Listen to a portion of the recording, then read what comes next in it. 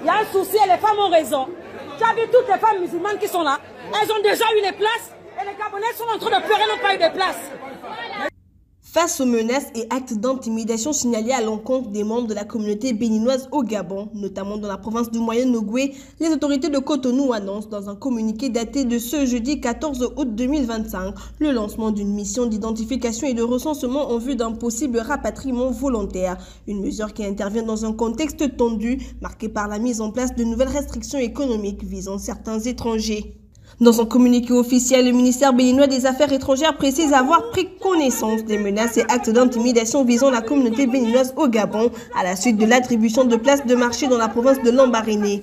Cette situation s'inscrit dans le sillage de nouvelles dispositions limitant la pratique de certaines activités économiques par des non-nationaux. Sa mesure qui vise officiellement à protéger l'accès des Gabonais à certains secteurs suscite néanmoins des frictions avec des communautés installées de longue date, en particulier dans les zones commerçantes.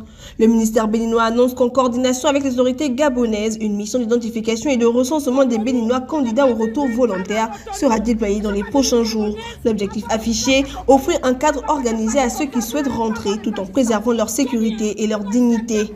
Cette démarche s'accompagne d'un appel à la sérénité et à la retenue adressé à la communauté béninoise au Gabon, ainsi que d'un rappel de l'obligation de respecter les lois et règlements du pays d'accueil.